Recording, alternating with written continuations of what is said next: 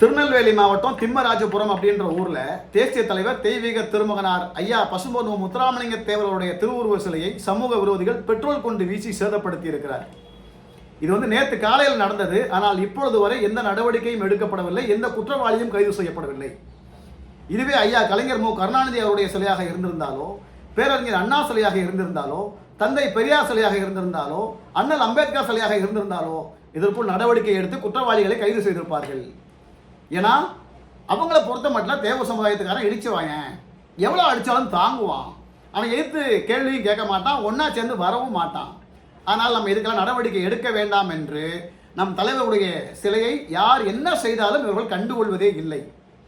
தேர்தல் வரும்பொழுது மட்டும் ஏதாவது பொய்யான வாக்குறுதிகளை கொடுத்தால் இந்த தேவ சமுதாயத்தை நமக்கு ஓட்டு போட்டுருவான் அப்படின்னு சொல்லி 2 திராவிட கட்சிகளும் தேவ சமுதாயத்தை பகடக்காயாக பயன்படுத்தி கொண்டிருக்கிறார்கள். இது நம்மள பல பேருக்கு தெரியாது.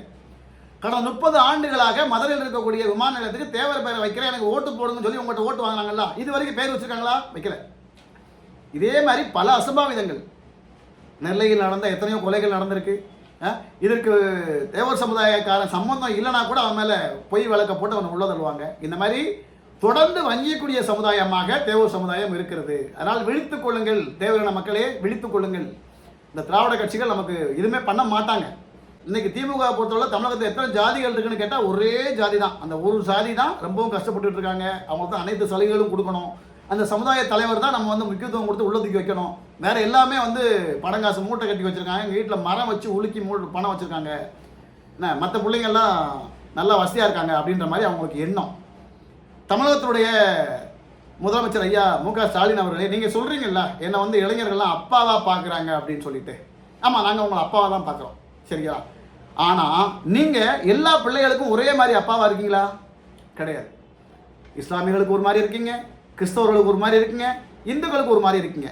அதே மாதிரி ஜாதின்னு பார்த்தா ஒரு ஜாதிக்கு மட்டும் பாசமுள்ள அப்பாவாகவும் மற்ற ஜாதிங்களுக்கு வேஷம் போடுற அப்பாவும் இருக்கீங்க.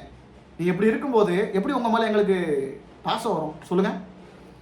எல்லாத்தையும் ஒரே மாதிரி பாருங்க, ஜாதி மத பேதமின்றி அனைத்து பிள்ளைகளையும் ஒரே மாதிரி பாருங்க. அனைத்து சமூக மக்களும் ஒன்றாக ஒற்றுமையாக அன்போடு இருக்கிறோம். எங்களுக்குள்ள சண்டையை வர வைக்கிற மாதிரி இது மாதிரி சிலைக்கு தீ வைக்கிறது, ஊருக்குள்ள போய் தேவையில்லாமல் மம்பு எடுக்கிறது அப்படின்னு சீண்டி விட்டு சாதிய மோதல்களை ஏற்படுத்துறதுக்கு காரணமாக இருக்காதீங்க. இந்த குற்றவாளிகள் மீது உடனடியாக நடவடிக்கை எடுத்து ஜாதிய மோதல்களை தவிர்த்திட ஆணையிடுமாறு அன்போடு கேட்டுக்கொள்கிறேன். இது போன்ற ஒரு சம்பவம் எந்த சமூக தலைவருக்கும் நடக்கக்கூடாது.